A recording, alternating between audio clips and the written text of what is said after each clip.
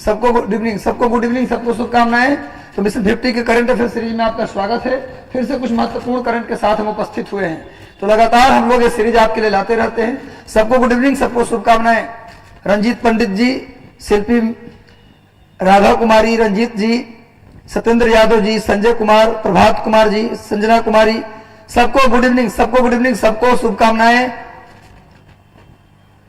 सबको शुभकामनाएं। संजना कुमारी, सबको गुड इवनिंग, सबको शुभकामनाएं, गुड इवनिंग। भाई देखो, ये जो करंट अफेयर की सीरीज हमारा है, ये सीरीज आप अगर कंटिन्यू कर लेते हैं, मेरा ये सीरीज अपने प्री एग्जाम तक यदि कंटिन्यू कर लेते हैं, तो हम लिख के देते हैं कि आप उत्तर प्रदेश लोक सेवा आयोग, संघ लोक सेवा आयोग, उत्तराखंड लोक सेवा आयोग, इसके अलावा Bihar PCS, BPSC 67 and CDPO, इतने परीक्षाओं के लिए निश्चिंत हो जाएंगे। एक एक करंट चुन के करवा रहा हूं। इसके लिए जो मैं करंट आपको कराता हूं, इसका पीडीएफ भी टेलीग्राम चैनल पर आपको देते हैं।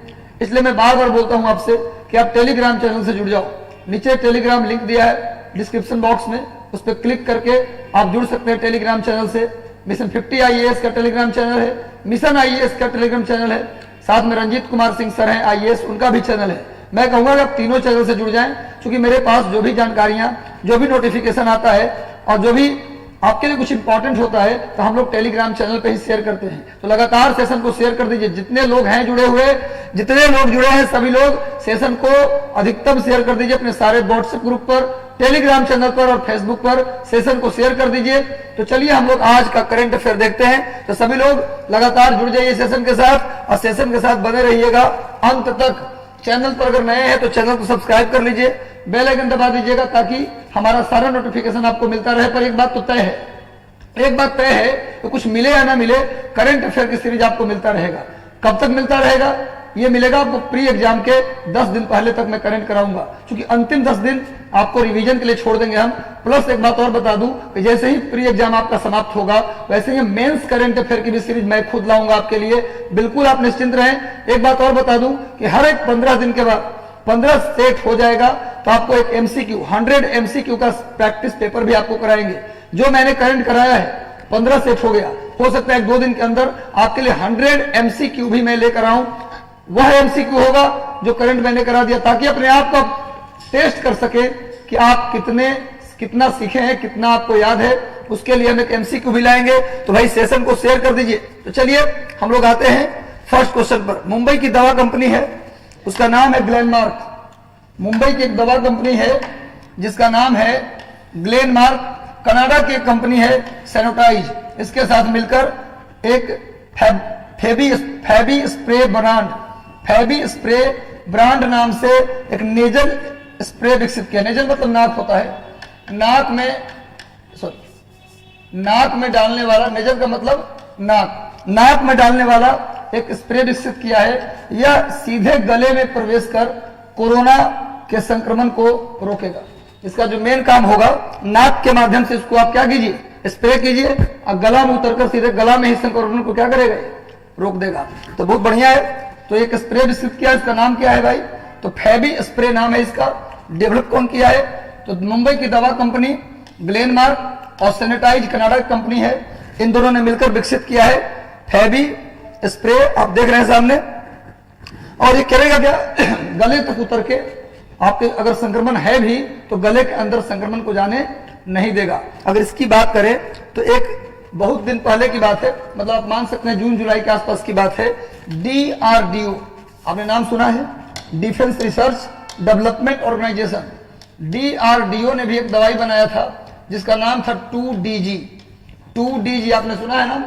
एक दवा बनाया था डीआरडीओ ने, डिफेंस रिसर्च डेवलपमेंट ऑर्गेनाइजेशन। आपको लग रहा होगा डिफेंस रिसर्च है नाम इसका, तो कुछ डिफेंस पे काम करता होगा, नो डाउट। ये काम डिफेंस पे ही करता है, लेकिन सैनिकों के लिए दवाई से लेकर खाना से लेकर जो भी बेहतर डाइट हो सकता है, सब डेवलपमेंट का काम कौन करता है? डीआरडीओ करता है। दवाई भी डेवलप करता है।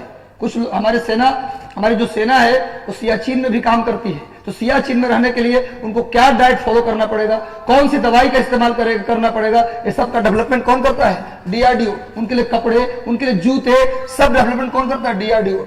डीआरडीओ का हेडक्वार्टर कहाँ है? ये दिल्ली में है। Defence research development organisation. क्या होता है? रक्षा अनुसंधान विकास संगठन, इसने कोरोना के इलाज के लिए एक दवा विकसित किया था 2DG। इसका मतलब होता है 2-डाईऑक्सी ग्लूकोज। 2-डाईऑक्सी ग्लूकोज ये बहुत महत्वपूर्ण दवाई था। इसलिए महत्वपूर्ण था कि जो रेमडेसिविर है या जितनी भी दवाइयां थी वो आपको बॉडी में जाएगा और सभी सेल को ट्रीट कर देगा, सभी सेल को ट्रीट करेगा। ये उसी सेल को टच करता था, उसी सेल को ये टच करता था जिससे जो सेल संक्रमित है। इसके ये सेलेक्टिव नेचर का था, ये दवाई जो था वो सेलेक्टिव नेचर का था। खाने के बाद सीधे उस सेल को ढूंढता था ये दवाई जो सेल संक्रमित है, और सिर्फ उसी सेल का इलाज करके वहीं पर उस कोरोना वायरस को खत्म कर देता था। इसलिए इस दवाई से रोगी जल्दी ठीक हो रहे थे। 2DG जो दवा था, इससे रोगी जल्दी ठीक हो रहे थे। इस दवाई को किसने विकसित किया भाई? DRDO ने। कुछ वैसा ही हैवी स्प्रे भी है जो गले में जाएगा और गले में ही उसको क्या कर देगा? खत्म कर देगा, बाकी जगह को संक्रमित होने से बचा लेगा। क्लियर है? समझ में आ रहा है? तो ABG के आप नोट कर लीजिएगा। हम लोग नेक्स्ट आते हैं। ये सामने देखिए, इसका फोटो भी मैंने दे दिया है हैवी स्प्रे का, जिसको डेवलप किया गया। फोटो इसलिए दिखा देता हूं कि दिमाग में जो चित्र है ना वो ज्यादा बनता है, चित्र ज्यादा बनता है। अगर मैं अकबर की कहानी सुना दूं तो उतना देर तक आप याद नहीं रखेंगे। यदि अकबर का वीडियो दिखा दे तो चीज आपके दिमाग में छप जाता है। इसीलिए मैं चित्र के माध्यम से, एनिमेशन के माध्यम से आपको बताता हूं ताकि आपको हमेशा के लिए याद रहे। तो सेशन अच्छा लग रहा है तो सेशन को लाइक कर दीजिए, लाइक कर दीजिए सेशन को, और कम से कम एक बच्चा 10 बच्चे को शेयर करेगा। देखो मेहनत कर रहा हूं भाई, मेहनत करता हूं तो आपकी भी जिम्मेवारी बनती है कि बिहार नहीं बल्कि BPSC से जुड़े हुए कोने कोने में, पूरे भारत के कोने में जो भी बच्चे बैठे आपके पहचान के, एक झोपड़ी में बैठकर DSP और SDM बनने का जो सपना देख रहा है वहां तक वीडियो पहुंचाइए। समाज सेवा सिर्फ वो नहीं होता कि भाई किसी को पैसे दे दिए, सही मटेरियल और सही वीडियो प्रोवाइड करा के भी आप समाज सेवा कर सकते हैं। तो लगातार सेशन को शेयर कर दीजिए ताकि सबकी मदद हो। जो सपने झोपड़ी में बैठकर देख रहे हैं उनके सपने भी पूरा हो। चलिए नेक्स्ट जो है वो ईरान से न्यूज है भाई। ईरान हमेशा उत्तर कोरिया जैसा है, ईरान उत्तर कोरिया जैसा ईरान है, हमेशा धमकी देता है पश्चिमी देशों को। इधर थोड़ा कम कर दिया है, लेकिन हमेशा वेस्टर्न कंट्री को, खास करके इंग्लैंड और अमेरिका को धमकी देने में सबसे आगे है नॉर्थ कोरिया। तानाशाह आपने सुना होगा, किम जोंग उन पागल बादशाह, और दूसरा था ईरान। फिर से ईरान ने कुछ हिमाकत किया है अमेरिका के खिलाफ। हाल ही में ऑस्ट्रिया की राजधानी वियना, ऑस्ट्रिया एक यूरोप का देश है, मैं बताऊंगा ऑस्ट्रिया के बारे में तुरंत। ऑस्ट्रिया की राजधानी वियना में परमाणु समझौता को बचाने के लिए, ये समझौता टूट न जाए उसके लिए एक मीटिंग, एक वार्ता आरंभ की गई। कहा वियना में, जहां अमेरिका, इंग्लैंड, जर्मनी सब पहुंचा है। उसी बीच उसके एक दिन पहले जब वो मीटिंग होना था, एक दिन पहले ईरान ने एक बैलिस्टिक मिसाइल का परीक्षण कर लिया है, टेस्ट कर लिया, जिसकी मारक क्षमता 1450 किलोमीटर है। मतलब पूरा यूरोप इसके जद में आ जाएगा। ईरान से अगर आप मारेंगे यूरोप में तो आराम से इंग्लैंड में बम गिराया जा सकता है। और ईरान के पास, ईरान का दावा यह भी है कि वहां 2000 किलोमीटर की मारक क्षमता का मिसाइल उसने क्या कर लिया है? विकसित कर लिया है। वो दावा किया है। दावा करने का मतलब होता क्या है? धमकी देना कि ज्यादा चक्कर में मत रहो, बैठ मार देंगे तेहरान से तो गिर जाओगे सीधा। तो भैया ये धमकी देने वाली बात हो गई। ईरान ने धमकी दे दिया है कि भैया 2000 किलोमीटर भी मार सकते हैं, और 1450 तो बना ही लिए हैं। तो बताइए कि जब वहां पर परमाणु समझौता को बचाने के लिए सम्मेलन हो रहा है, वार्ता हो रही है, बीच में ही कर दिया टेस्ट। अब क्यों कर दिया, इसके पीछे वजह है। इससे पहले जो ईरान के राष्ट्रपति थे वो थे लिबरल, जैसे भारत में भी है ना कांग्रेस और बीजेपी, एक राइट विंग और एक लेफ्ट विंग, एक मीडियम विंग। तो मीडियम विंग जो होता है वो ज्यादा क्रांतिकारी नहीं होता है, राइट और लेफ्ट ही क्रांतिकारी होते हैं। राइट क्रांतिकारी किस लिए होता है पता आपको? राइट लेफ्ट बताता हूं थोड़ा सा, तब इनको समझाएंगे आपको। राइट और लेफ्ट का मतलब क्या? राइट चाहता है कि भारत की जो परंपरा है उसको और मजबूती से लागू कर दो, इसको कहते हैं राइट विंग। और लेफ्ट विंग क्या कहता है? जो पुरानी परंपराएं हैं उसे जड़ से उखाड़कर फेंक दो और नई परंपरा स्थापित कर दो, इसी को बोलते हैं लेफ्ट विंग। सुने होंगे आपकी, कुछ लोग बताते हैं कि लेफ्ट का मतलब संसद में जो लेफ्ट में बैठता है उसको लेफ्ट, और संसद में जो राइट में बैठता है उसको राइट। ये गलत उत्तर है। राइट विंग का मतलब होता है जो पुरानी परंपराओं को स्थापित करे, जैसे भारत में बीजेपी, उसको माना जाता है राइट विंग। पुरानी परंपराओं को स्थापित कर दे और मजबूती से, उसको बोलते हैं राइट। और जो नई परंपराओं को स्थापित कर दे, पुरानी को उखाड़ कर फेंक दे, उसी को बोलते हैं लेफ्ट। तो भैया वहां पर लेफ्ट और राइट किसी का नहीं शासन था। पहले वहां मीडियम, जैसे भारत में कांग्रेस है वो क्या है? मीडियम में आता है, मध्यम वर्गीय में आता है। क्यों? क्योंकि मध्यम वर्गीय का मतलब होता है कि जो चेंज हो रहा है उसको रोकेंगे नहीं, पर चेंज करने के लिए सोचेंगे भी नहीं, इसी को बोलते हैं मीडियम। अब सोचो ध्यान से, ये जो इब्राहिम रईसी हैं, फोटो जो मैंने दिया है ये किनका चित्र है भाई? ध्यान से देखो मेरे भाई, किसका चित्र है? ये इब्राहिम रईसी साहब हैं।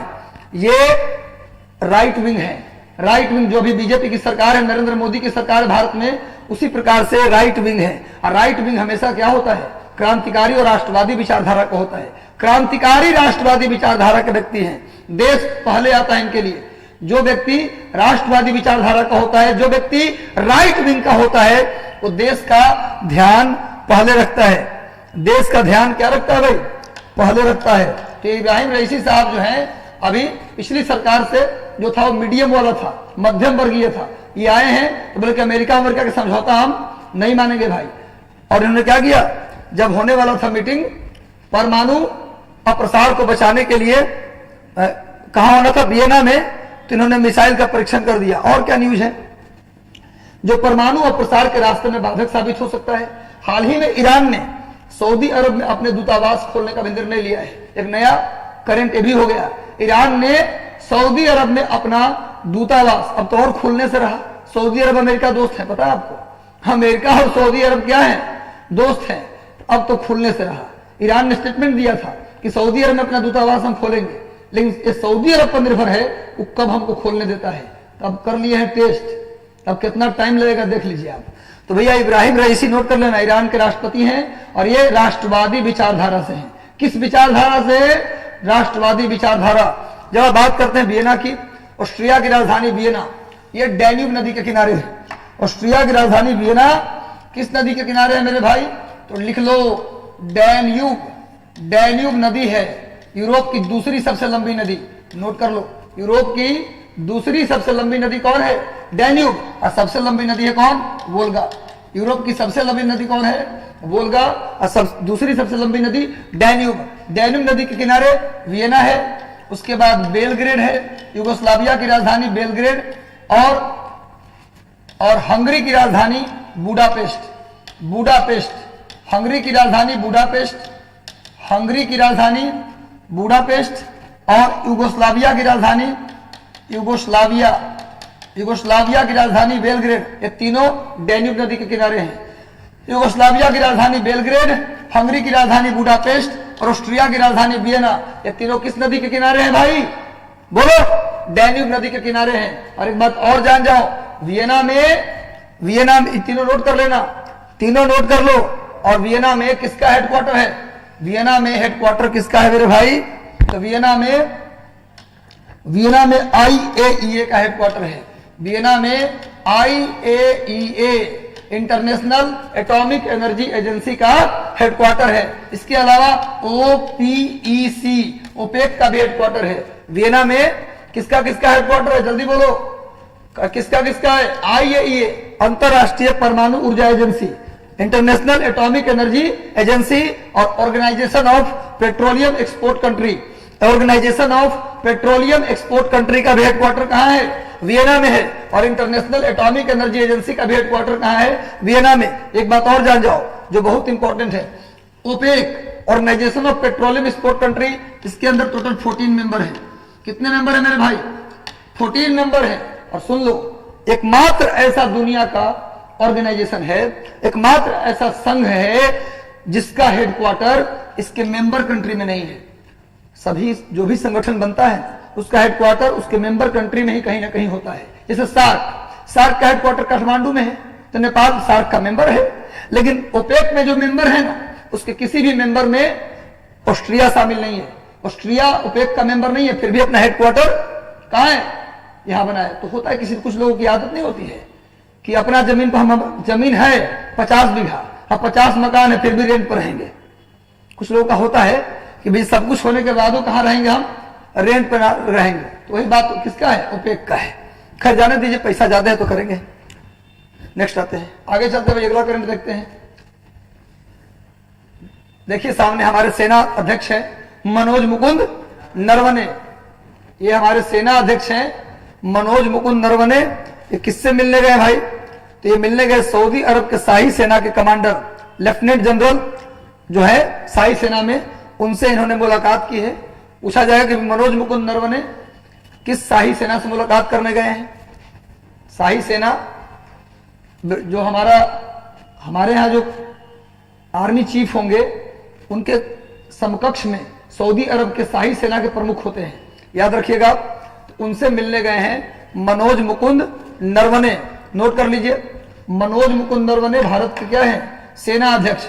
जब डेथ हो गया था सीडीएस का, जनरल बिपिन रावत जो पहले सीडीएस थे, चीफ ऑफ डिफेंस स्टाफ, पहले जब उनका डेथ हो गया था तो उनका कार्यभार, परमानेंट नहीं, कार्यभार दिया गया था। सीडीएस का कार्यभार कौन संभाल रहे थे, मनोज मुकुंद नरवणे। मनोज मुकुंद नरवणे ही सीडीएस के रूप में अंतरिम रूप से, जब तक नया सीडीएस नहीं अपॉइंट हो जाते तब तक मनोज मुकुंद नरवणे ही क्या कर रहे थे, सीडीएस का कार्यभार संभाल रहे थे। इसको भी आप नोट कर लीजिएगा। और सेशन अच्छा लग रहा है तो सेशन को लाइक कर दे भाई, सेशन को लाइक कर दे, और चैनल पर नए हैं तो सब्सक्राइब कर ले, और मैक्सिमम लोगों को शेयर करो। शेयर करने के लिए कहना ना पड़े, शेयर करोगे, बेहतर करोगे तो और बेहतर हमारी जिम्मेवारी बढ़ेगी। लगातार हम आपके लिए जिम्मेवारियों का वहन करते रहेंगे और बेहतर से बेहतर लाजवाब शानदार करंट आपके लिए लाते रहेंगे, ताकि आप अपने परीक्षा में अपने आप को इजी महसूस करें करंट को लेकर, कि चलो करंट के लिए सर हैं, इनके नोट्स से काम हो जाएगा। और श्योर काम होगा, बस जो करंट में पढ़ा रहा हूं उसका रिवीजन भी करते चलिए। देखिए ये न्यूज है लेह से, लद्दाख से न्यूज है। ये क्या है भैया, टूर दी फ्रांस, एक साइकिलिंग की प्रतियोगिता होती है जिसका नाम है टूर दी फ्रांस। क्वेश्चन आ सकता है कि टूर दी फ्रांस जो है किस प्रकार की प्रतियोगिता का नाम है। तो साइकिलिंग, पर्वतीय क्षेत्रों में जो साइकिलिंग होती है, माउंटेन इलाके में, जो माउंटेन का एरिया है उस इलाके में, पर्वतीय इलाके में जो साइकिलिंग की प्रतियोगिता होती है, उस प्रतियोगिता का नाम, उस कंपटीशन का नाम, उस टूर्नामेंट का नाम टूर दी फ्रांस है। इसके तर्ज पर, मतलब इसके जैसा ही लद्दाख को भी विश्व साइकिलिंग प्रतियोगिता का प्रमुख केंद्र बनाने की तैयारी कर रही है सरकार। लद्दाख की भौगोलिक परिस्थितियां साहसिक खेलों के अनुकूल है।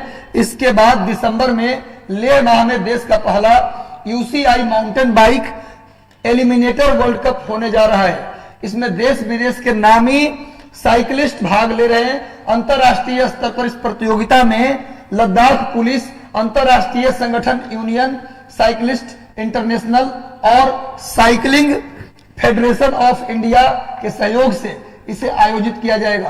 किसके सहयोग से आयोजित किया जाएगा भाई, किसके सहयोग से आयोजित किया जाएगा? तो सहयोग किनका मिलेगा? तो लद्दाख पुलिस का, लद्दाख पुलिस का, इसके अलावा यूनियन साइकिलिस्ट इंटरनेशनल का, इसके अलावा साइकिलिंग फेडरेशन ऑफ इंडिया, इन तीनों के सहयोग से क्या होने जा रहा है? साइकिलिंग प्रतियोगिता लद्दाख में आयोजित होने जा रहा है। थोड़ा टूर दी फ्रांस के विषय में जाने हम लोग। टूर दी फ्रांस क्या है भाई, बताया भी हूं। टूर दी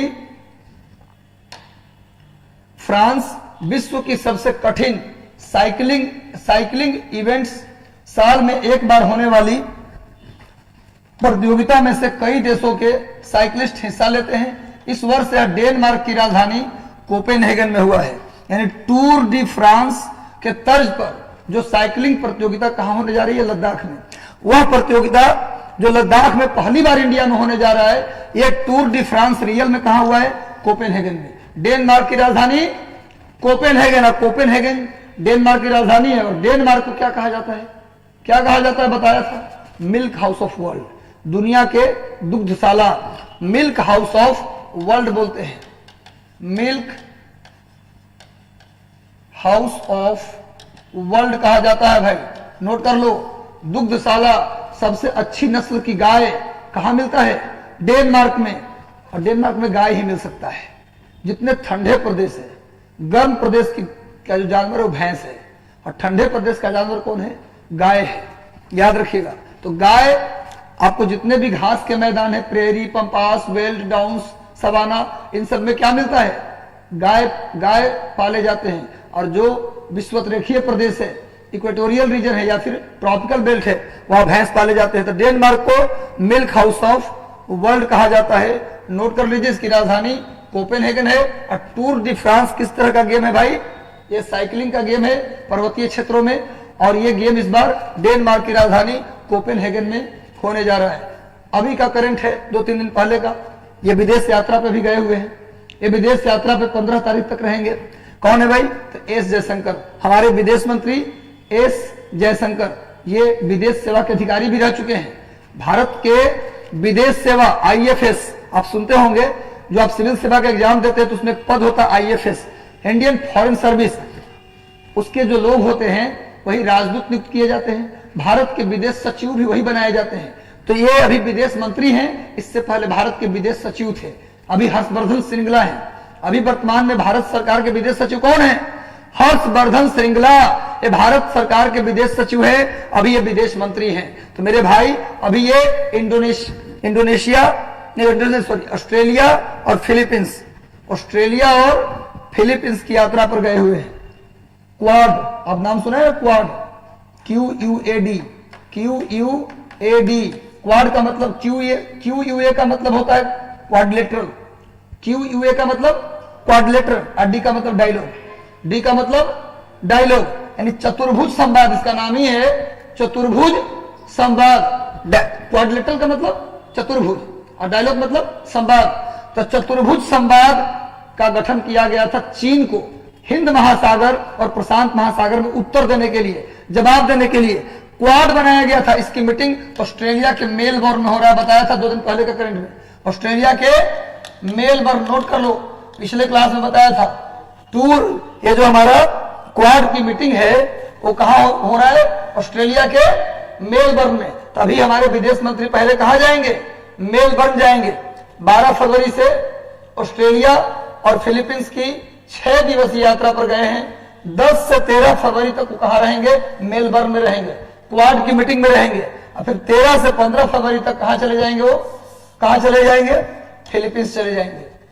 अब नहीं होता कि भैया अब जा ही रहे हैं तो वहीं पर है ना, एक रिलेटिव रहते हैं तो उनके यहां भी हो लेंगे। तो वही बात है कि क्वाड की मीटिंग में जाइए रहे हैं तो फिलीपींसों में वही बगल में है, ये है, लौटते हुए चाय पानी पी के आएंगे। तो भाई हमारे विदेश मंत्री चाय पानी पीने कहां चले गए?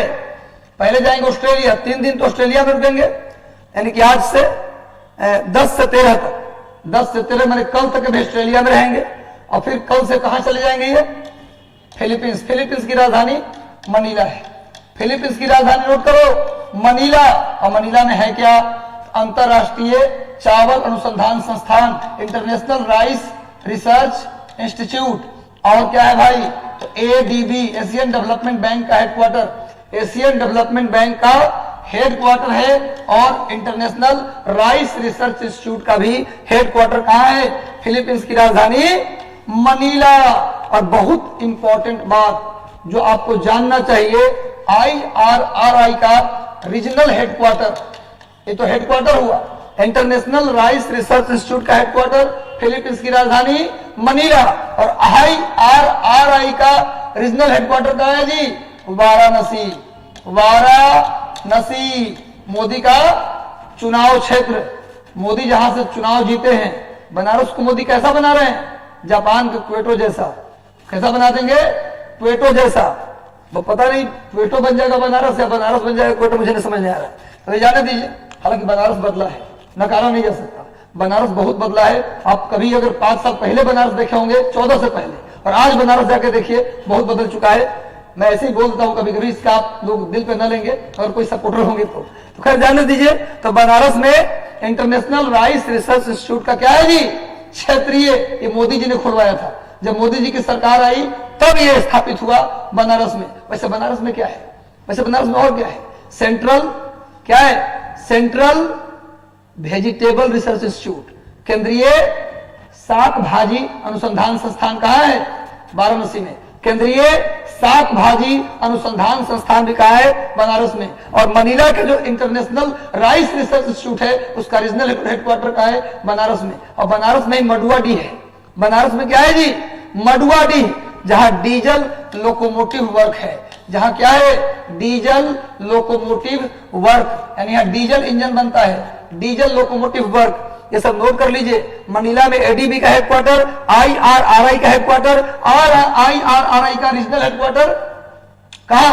बनारस में। और बनारस में क्या है भैया?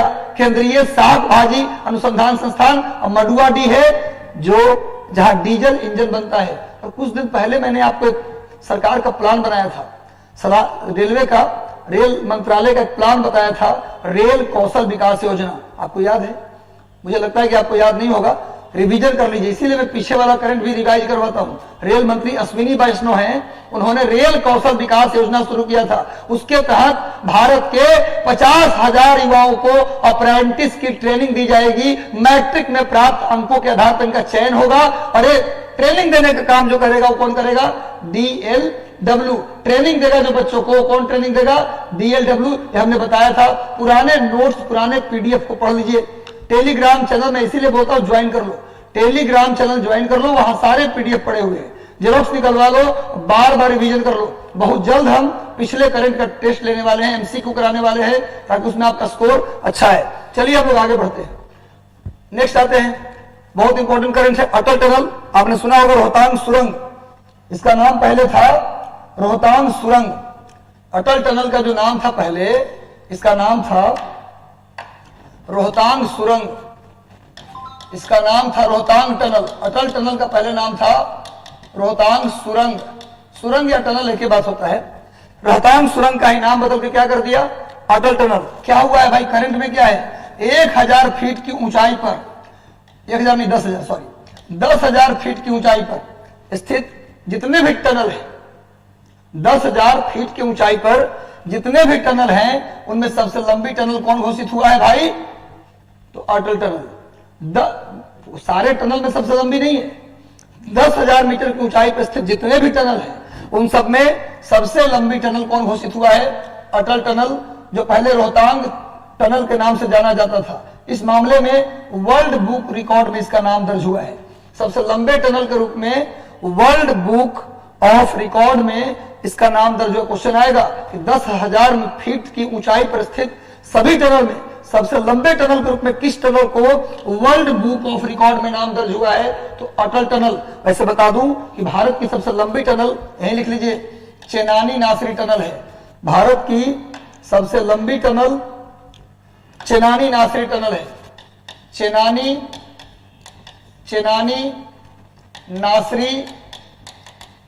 नासरी टनल। इसी को हम लोग श्यामा प्रसाद मुखर्जी टनल भी बोलते हैं। श्यामा प्रसाद मुखर्जी नाम सुना है? श्यामा प्रसाद मुखर्जी टनल भी इसको बोलते हैं। चेनानी से नासरी को जोड़ने वाला, इसकी लंबाई है 9.15 किलोमीटर। नोट कर लीजिए, 9.15 किलोमीटर। ये भारत का सबसे लंबा टनल है, जो जम्मू कश्मीर के उधमपुर जिले के, सुनो, जम्मू कश्मीर के उधमपुर जिले के चेनानी को किससे जोड़ता है? रामबन जिले के नासरी से जोड़ता है। जम्मू कश्मीर के उधमपुर जिले के चेनानी को रामबन जिले के नासरी से जोड़ता है। इसका नाम श्यामा प्रसाद मुखर्जी टनल कहा गया। 9.15 किलोमीटर। नारा सुनते होंगे ना, अभी नारा लगाया जाता है, जहां हुआ बलिदान मुखर्जी वो कश्मीर हमारा है। ये तो भाई गलत बात है, इस तरह का नारा लगाना ठीक नहीं है। क्यों नहीं ठीक है? अभी कश्मीर हमारा है तो उसमें कहने की क्या जरूरत है? कहेंगे तो और सख्त हो जाएगा। अब मान लो किसी कहे कि मेरा बेटा है, मेरा बेटा, तो क्या होगा? सख्त नहीं होगा भाई। बार बार कह रहे हैं, इसका मतलब कुछ बात जरूर है। तो लाइन बोलते हैं, RSS वाले कुछ लोग हैं, वो बोलते हैं हाँ वो बलिदान मुखर्जी कश्मीर हमारा है। ये लाइन बोलना ही गलत है। कश्मीर मेरा है, किसी का नहीं है। बोलने की इसमें क्या जरूरत है? मानते हो कि नहीं मानते तुम लोग? एक बार बोल दो यस, यहां से कश्मीर हमारा है, संपूर्ण कश्मीर हमारा है, 1 इंच भी चीन का नहीं, 1 इंच भी पाकिस्तान का नहीं। चलिए, ये दुर्भाग्य की बात है कि पूरा कश्मीर अभी मेरे पास नहीं। तो भाई आप लोग सेशन को शेयर कर दीजिए, सेशन को शेयर कर दो जल्दी जल्दी। और ये पड़ता है हिमाचल प्रदेश के किस जिले में? हिमाचल के किस जिले में पड़ता है भाई? ये पड़ता है Kangra district. Kangra district, Kangra Himachal Pradesh. Note कर लो, जो अटल टनल है वो हिमाचल प्रदेश के किस जिले में है? कांगड़ा। और कांगड़ा सुनते होंगे आप, फेमस है, माता का मंदिर है, कांगड़ा वाली माता। हिमाचल प्रदेश में 3 प्लेस धार्मिक दृष्टिकोण से काफी फेमस है। एक तो है कांगड़ा, दूसरा ज्वाला जी, और तीसरा मणिमहेश। ये 3 हिमाचल प्रदेश में धार्मिक रूप से घूमने वाला जगह है। बाकी तो पूरा हिमाचल घूमने वाला ही है। शिमला, सोलन, मंडी, डलहौजी, धर्मशाला, कुल्लू, मनाली, चंबा, कसौली, ये सब क्या है? हिमाचल प्रदेश का हिल स्टेशन है। चलिए हम लोग आते हैं नेक्स्ट करंट अफेयर पे आते हैं। अगला करंट अफेयर देखते हैं क्या है। वैदिक शिक्षा। वैदिक शिक्षा को लेकर अभी BHU में एक कोर्स शुरू हुआ है।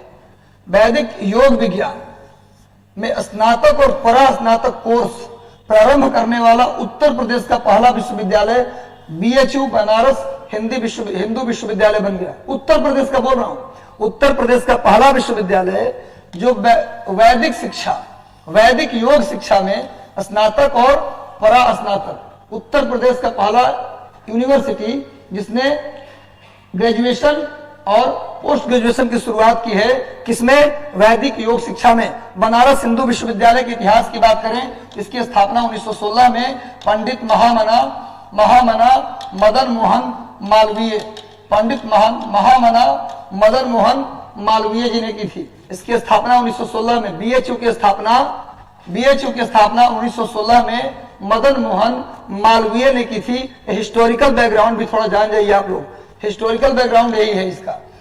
आगे आते हैं नेक्स्ट, अगले करंट को हम लोग बढ़ते हैं। नेक्स्ट करंट हम लोग देखते हैं।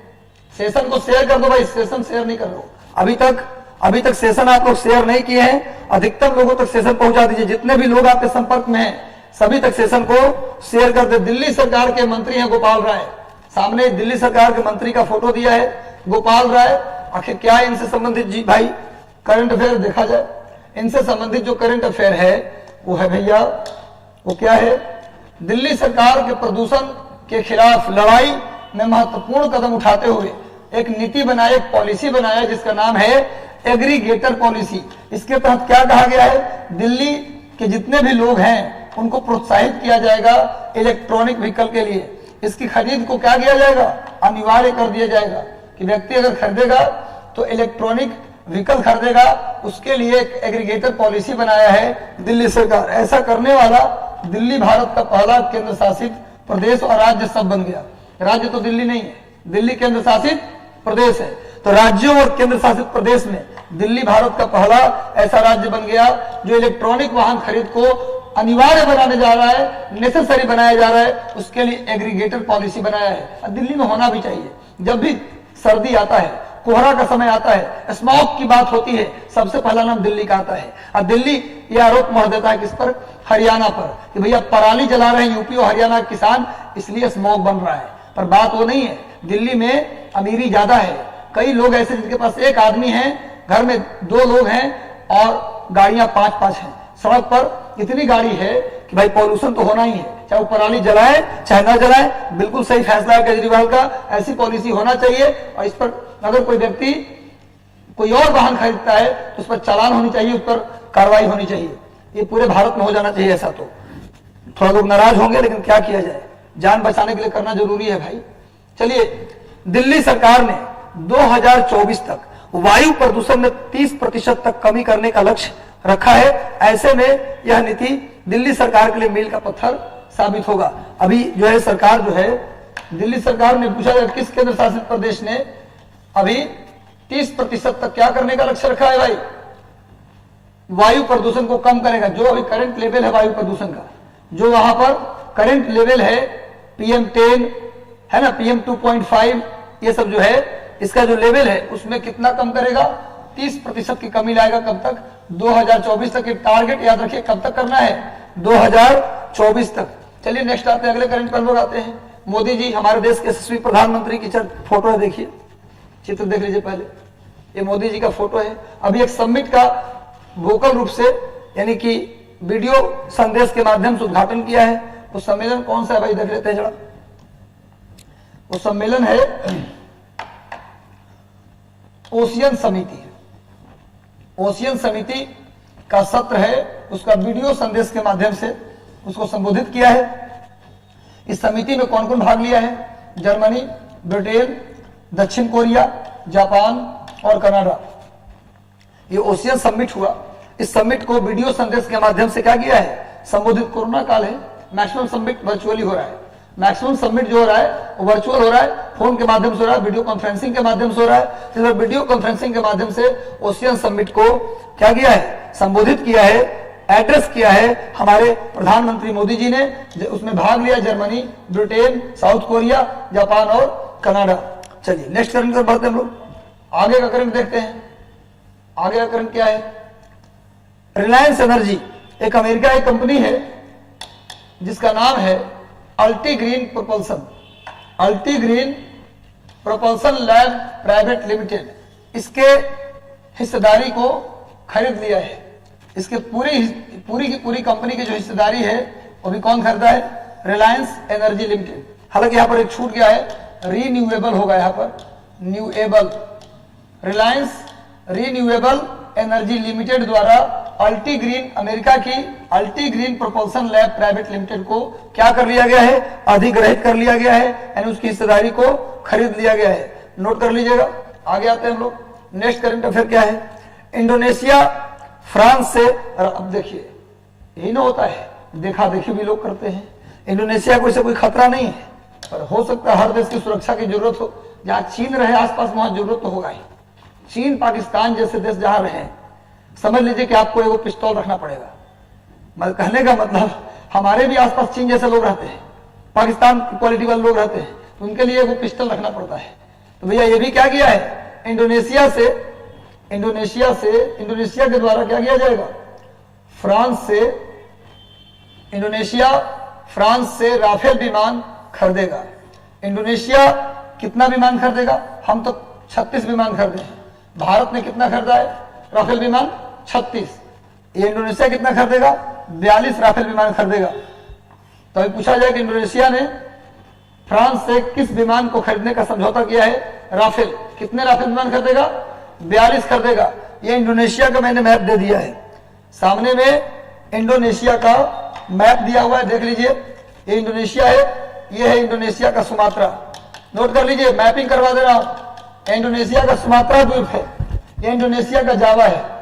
इंडोनेशिया का जावा है, जावा में ही पड़ता है जकार्ता, जो वर्तमान में इंडोनेशिया की राजधानी है। लेकिन इंडोनेशिया अपनी राजधानी बदल रहा है और यहां शिफ्ट कर रहा है। देखिए एक छोटा सा आइलैंड यहां दिख रहा होगा, एक छोटा सा यहां पर आइलैंड दिख रहा है, इसका नाम है नूसंतारा। इसका नाम है नूसंतारा। ये आपको बताया था, जो फर्स्ट सेशन मैंने लिया था, फर्स्ट सेशन जो मैंने लिया था करंट अफेयर का, उसमें बताया था कि इंडोनेशिया अपनी राजधानी को कहां शिफ्ट कर रहा है? नूसंतारा शिफ्ट कर रहा है। इंडोनेशिया अपनी राजधानी को नूसंतारा शिफ्ट कर रहा है। क्लियर है? तो इंडोनेशिया की राजधानी जकार्ता अगले 50 साल में डूब जाएगा, अगले 50 साल में डूब जाएगा। तो उसके जगह पे उसने कहा भाई कि उसने कहा क्या कि मैं अपनी राजधानी को हम चेंज करेंगे।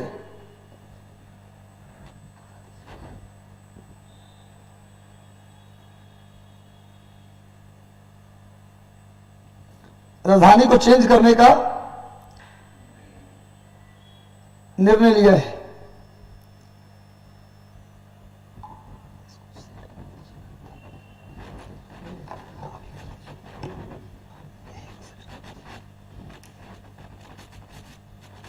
ठीक है? तो इंडोनेशिया की जो राजधानी थी वो क्या था भैया? जकार्ता। किस द्वीप में पड़ता है मेरे भाई? जावा में। ये सुमात्रा है और यहीं पर इंडोनेशिया का बाली द्वीप है। कौन सा द्वीप है मेरे भाई? बाली। और बहुत इंपॉर्टेंट लाइन लिख लो, पूरी दुनिया में सबसे ज्यादा द्वीप इंडोनेशिया में है। क्वेश्चन आ जाए किस देश में सबसे ज्यादा आइलैंड? 1.25 लाख। एक आइलैंड नहीं, 1.25 लाख आइलैंड है यहां। लेकिन दुनिया में सबसे ज्यादा द्वीपों वाला देश कौन है? इंडोनेशिया। ये सुमात्रा, ये जावा, ये बाली, ये नूसंतारा, ये बोर्नियो है, ये ब्रुनेई है। नोट कर लीजिए। और यहां आइएगा इधर तो पापुआ न्यू गिनी है, पापुआ न्यू गिनी है। थोड़ा इधर आइएगा तो इधर पूर्वी तिमोर है। तो ये सब मैप है, देख लीजिएगा। इंडोनेशिया अपनी राजधानी कहां शिफ्ट करेगा? इंडोनेशिया अपनी राजधानी कहां शिफ्ट करेगा मेरे भाई? तो ये शिफ्ट करेगा नूसंतारा जकार्ता से। तो 42 राफेल विमान खरीदने का समझौता किया है। ये एंटोनियो गुटेरेस है, ये संयुक्त राष्ट्र संघ के महासचिव हैं। एंटोनियो गुटेरेस संयुक्त राष्ट्र संघ के जनरल सेक्रेटरी हैं, यूएनओ के जनरल सेक्रेटरी हैं एंटोनियो गुटेरेस। उन्होंने अभी बयान दिया, उस बयान से भारत ने नाराजगी जताई है। इनके बयान से भारत ने नाराजगी जताई है। भारत ने संयुक्त राष्ट्र महासचिव एंटोनियो गुटेरेस के जारी बयान पर आपत्ति जताई है।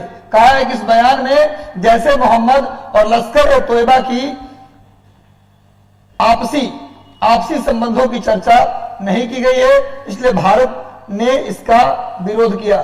यानी कि इनके सम्मेलन में कहीं भी दो आतंकवादी संगठन जैसे मोहम्मद और लश्कर-ए-तोयबा की चर्चा नहीं की गई।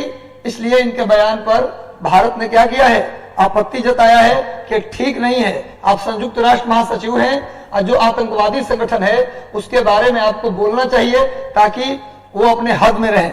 आगे आइए, अगला करंट अफेयर क्या है देखते हैं। अगला करंट अफेयर कहां से है भाई? देखिए, वैश्विक कोविड-19 की वजह से इस साल मार्च में प्रस्तावित the international Indian film academy award, IIFA नाम सुना है आपने? आईफा अवार्ड का नाम सुना होगा, नेशनल अवार्ड, आईफा अवार्ड सुना है? तो ये जो आईफा अवार्ड है ये फिल्म से संबंधित अवार्ड है।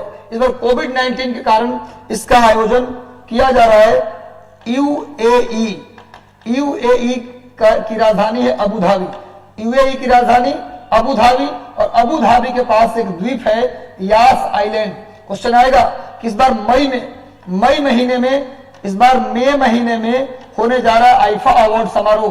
कहना है ये 22वां आईफा अवार्ड समारोह का आयोजन कहां किया जाएगा?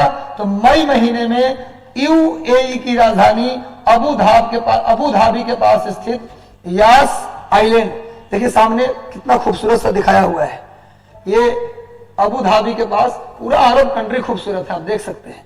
अगर यात्रा के हिसाब से देखा जाए तो सबसे बेस्ट आपका लोकेशन है ये यास आइलैंड का चित्र है। अबू धाबी के पास यास द्वीप है।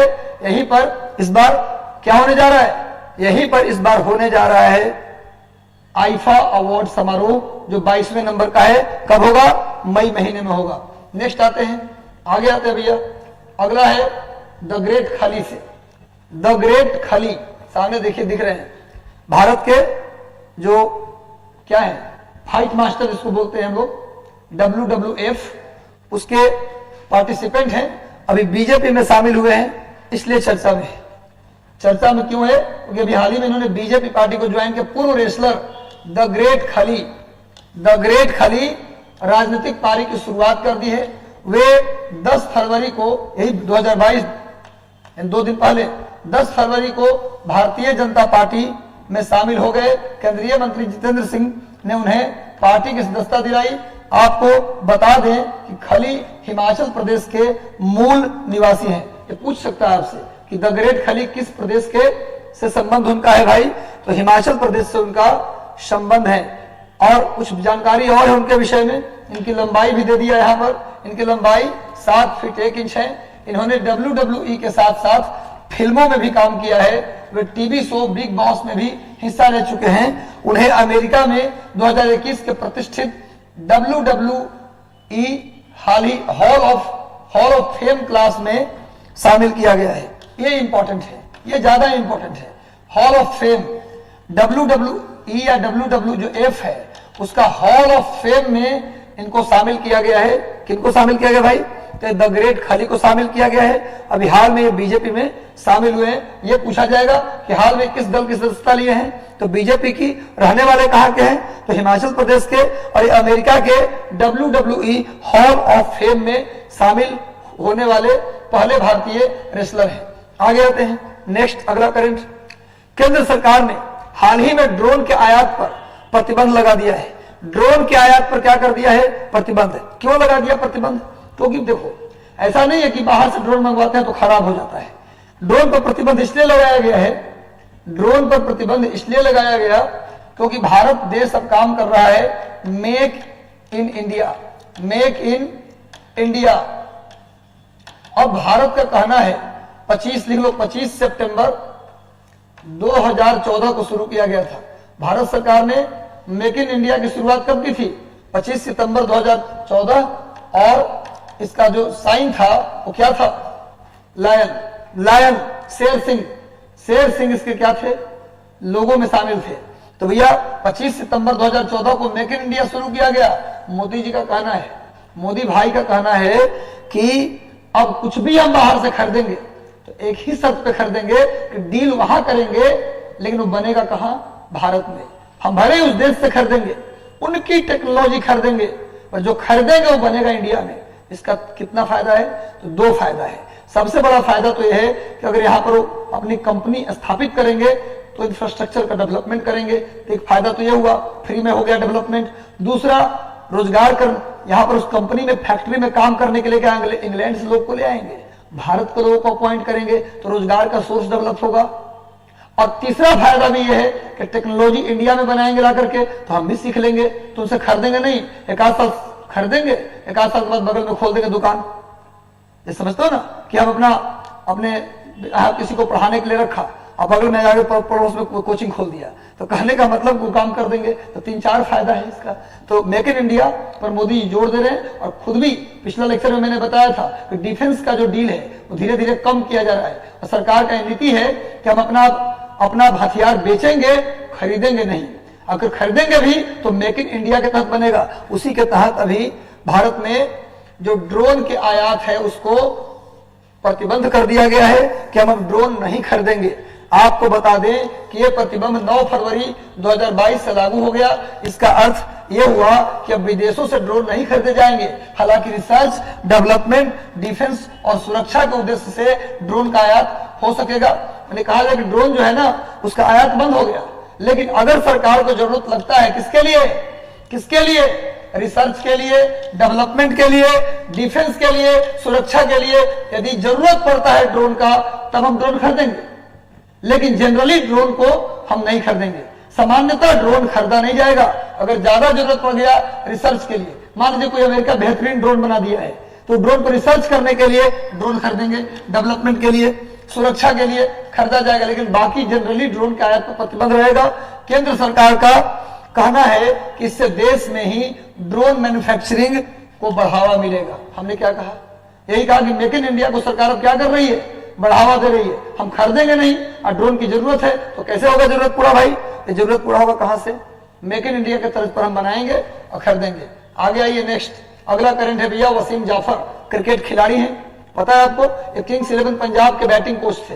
वसीम जाफर साहब किंग्स 11 पंजाब के ये कोच थे, इन्होंने रिजाइन कर दिया है। आईपीएल टीम किंग्स 11 पंजाब सामने देख रहे हो तुम लोग, देखो ध्यान से, आईपीएल टीम किंग्स 11 पंजाब के बैटिंग कोच वसीम जाफर ने अपने पद से इस्तीफा दे दिया है। जाफर ने साल 2019 में पंजाब किंग्स के साथ करार किया था। कब से थे ये बैटिंग कोच, किंग्स 11 पंजाब के बैटिंग कोच कब से थे, 2019 से। मुख्य कोच अनिल कुंबले के नेतृत्व में वे टीम के बल्लेबाजों की मदद कर रहे थे। जाफर 2019 में 150 रणजी मैच खेलने वाले पहले भारतीय खिलाड़ी भी बन गए थे। पहले रणजी ट्रॉफी, पहले इंडियन क्रिकेट टीम में भी खेले हैं, लेकिन रणजी ट्रॉफी में 150 मैच खेलने वाले भी पहले क्रिकेटर कौन है, वसीम जाफर।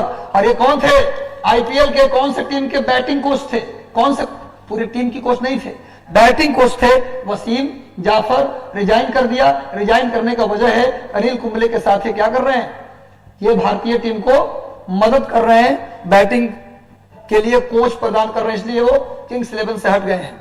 आगे आइए, टॉमटॉम ट्रैफिक इंडेक्स, एक एजेंसी है टॉमटॉम एक एजेंसी है, वो ट्रैफिक इंडेक्स जारी करती है भीड़ के आधार पर। दुनिया में कौन सा शहर सबसे ज्यादा भीड़ भाड़ वाला है, सबसे ज्यादा भीड़ भाड़ वाला शहर पटना को भी डालना चाहिए था, नहीं, हम बोलते इसको इलाका के वाइज जारी करना चाहिए। कुछ इलाके में भीड़ ज्यादा होती है, कुछ इलाके में भीड़ कम होती है। तो टॉमटॉम ट्रैफिक इंडेक्स 2021 जारी की गई है। इसमें तुर्की का इस्तांबुल पछाड़ दिया है, किसको, मास्को को। तुर्की का इस्तांबुल शहर मास्को, रूस की राजधानी मास्को किस नदी के किनारे, मस्कोवा नदी के किनारे। रूस की राजधानी मास्को किस नदी के किनारे, मस्कोवा नदी के किनारे है। तो इस पहले मास्को था टॉप पे, भीड़ भाड़ वाले शहर में मास्को टॉप पे था, लेकिन इस्तांबुल, तुर्की की राजधानी इस्तांबुल ने इसे पीछे छोड़ते हुए सबसे अधिक भीड़ भाड़ वाला शहर बन गया है। क्वेश्चन आ जाए कि सबसे अधिक भीड़ भाड़ वाला शहर कौन है भाई, सबसे अधिक भीड़ भाड़ वाला शहर कौन है, तुर्की की राजधानी इस्तांबुल। तुर्की की राजधानी इस्तांबुल टॉप पर कर गया। सेकंड नंबर किसका आ गया, मास्को का। जब इसको बीट किया तो कौन आएगा सेकंड पे, मास्को। और 10वें नंबर पर मुंबई और बेंगलुरु दोनों है। मुंबई और बेंगलुरु दोनों जो है कंबाइंड रूप से किस नंबर पे है, तो 10वें नंबर पर। मुंबई और बेंगलुरु कंबाइंड रूप से किस नंबर पे है? तो 10वें नंबर पे है। नई दिल्ली का स्थान 11वां है और पुणे का स्थान 21वां है। नोट कर लीजिए, पूरी दुनिया में टॉमटॉम थोड़ा लग भी रहा है, नहीं क्यों जी? टॉमटॉम लग रहा है कि भैया कुछ टमटम होता था ना, तो ये ट्रैफिक से जुड़ा हुआ हो सकता है। कौन जारी करता है? TomTom agency. उसमें टॉप पे कौन है? इस्तांबुल। सेकंड पे कौन है? मॉस्को। और मुंबई और बेंगलुरु का 10th नंबर पे कंबाइंड रूप से, दिल्ली 11वें नंबर पे है और पुणे 21वें नंबर पे है। टॉमटॉम ट्रैफिक इंडेक्स के मुताबिक 2021 में मुंबई भारत का सबसे अधिक और दुनिया का 5वां सबसे, मुंबई जो है 5वें नंबर पे भाई, 5वें पे, बेंगलुरु 10वें पर हो जाएगा। 5वां सबसे भीड़ भाड़ का शहर है। मुंबई के में भीड़ भाड़ का स्तर 53% था। यह सूचकांक 6 महाद्वीपों के 58 देशों के 404 शहरों में जारी किया गया। मतलब इस सूचकांक में कितने देश शामिल थे? नोट कर लो, 58 देश शामिल थे। उनके कितने शहर शामिल थे भाई? उनके कौन कौन से शहर शामिल थे? कितने शहर शामिल थे? उनके कितने शहर शामिल थे? तो 404 शहरों का लिस्ट जारी किया गया है। मुंबई किस स्थान पे है? 5वां स्थान पर है। और 10वें स्थान पर कौन है? बेंगलुरु। और 11वें स्थान पर है दिल्ली। और 21वें स्थान पर कौन है? पुणे। नोट कर लीजिएगा कि टॉमटॉम ट्रैफिक इंडेक्स का रिपोर्ट हमने बताया है। टॉप पे इस्तांबुल है, सेकंड नंबर पे मॉस्को है। आगे आइए, ये हकीम अजमल खान का पिक है। ये हकीम अजमल खान है, देख लीजिए सामने, नाम ही में लगा है हकीम। हकीम माने क्या होता है? वैद्य। हकीम मतलब जो इलाज करता है। तो देखिए क्या इनसे संबंधित जानकारी है करंट अफेयर में, जब देख लिया जाए। विश्व यूनानी दिवस, ये यूनानी जो मेडिसिन होता है, यूनानी जो उपचार होता है, इलाज होता है, उसके जनक माने जाते हैं। भारत में यूनानी उपचार के जनक कौन माने जाते हैं? भारत में यूनानी उपचार के जनक माने जाते हैं हकीम अजमल खान, जिनका पिक मैंने दिया है आपके सामने। तो वर्ल्ड यूनानी, विश्व यूनानी दिवस मनाया जाता है हर साल 11 फरवरी को। इसको याद कर लो। यह एक प्रसिद्ध भारतीय यूनानी चिकित्सक हकीम अजमल खान की जयंती को चिन्हित करने के लिए मनाया जाता है। यानी हकीम अजमल खान का जो जन्म दिवस है 11 फरवरी, चूंकि इनको ही माना जाता है यूनानी चिकित्सा का जनक, दुनिया में यूनानी चिकित्सा का जनक माना जाता है हकीम अजमल खान को। इनके जन्म दिवस को विश्व यूनानी दिवस के रूप में 11 फरवरी को मनाते हैं। सामने देख लीजिए, फोटो इनका है।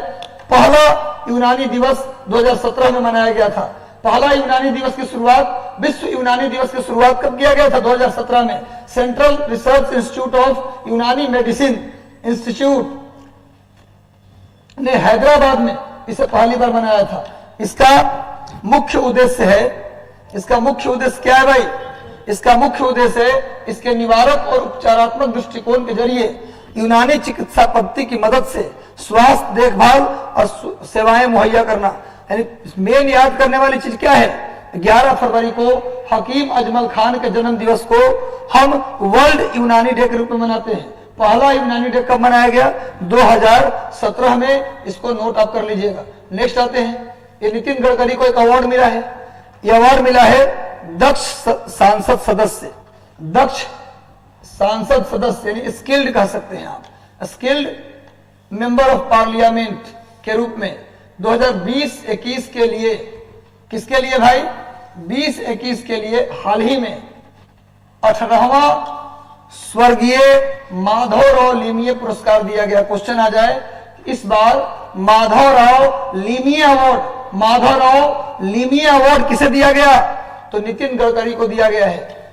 सड़क परिवहन मंत्री, सड़क परिवहन और राजमार्ग मंत्री नितिन गडकरी को मिला है 2020-21 के लिए। क्या मिला है? दक्ष सांसद पुरस्कार मिला है। ये मिला है किसके लिए? किसके नाम पे पुरस्कार दिया जाता है? स्वर्गीय माधवराव लीमिये के नाम पर यह पुरस्कार दिया जाता है, नवाजा जाएगा। यह पुरस्कार नासिक पब्लिक लाइब्रेरी सार्वजनिक वाचनालय द्वारा दिया जाता है। यह पुरस्कार किसके द्वारा दिया जाता है? नासिक पब्लिक लाइब्रेरी के द्वारा दिया जाता है। इससे पहले यह पुरस्कार महाराष्ट्र के एक कुशल विधानसभा सदस्य एमएलए कार्यक्षम आमदार को दिया गया था। किसको दिया गया था? आमदार को दिया गया था, जो एमएलए हैं महाराष्ट्र में। इनको दिया गया, इनको दिया गया पिछले साल। और इस साल किसको दिया जाएगा? यह दिया जाएगा नितिन गडकरी को। क्या नाम है पुरस्कार का? माधवराव लीमीय पुरस्कार। ये क्या होता है? वैसे सांसद या वैसे विधायक को मिलता है जो अपने अपने क्षेत्र में एक बेस्ट एमपी के रूप में काम करते हैं। तो 2020-21 का पुरस्कार किसको मिला है? नितिन गडकरी को मिला है माधवराव लीमीय पुरस्कार। और कौन देता है? तो नासिक पब्लिक लाइब्रेरी देती है, सार्वजनिक बचनालय के द्वारा यह दिया जाता है। तो माधवराव लीमीय पुरस्कार किसको मिला है? नितिन गडकरी को मिला है। अगला क्वेश्चन है भारतीय रिजर्व बैंक से। अगला जो प्रश्न है, तो भाई सेशन को शेयर कर दो। कैसा लग रहा है सेशन? एक बार कमेंट करके जरूर बता दो सेशन आपको कैसा लग रहा है, और सेशन को लाइक कर दो। लाइक कर दो, बेहतर लग रहा है तो लाइक कर दो, कमेंट कर दो, और मैक्सिमम लोगों को शेयर कर दो। मैक्सिमम लोगों को शेयर कर दो। कम से कम जितने भी व्हाट्सएप ग्रुप है आपके, जितने भी टेलीग्राम चैनल है, सभी जगह इसे शेयर कर दो। तो आरबीआई ने इस बार क्या किया है भाई?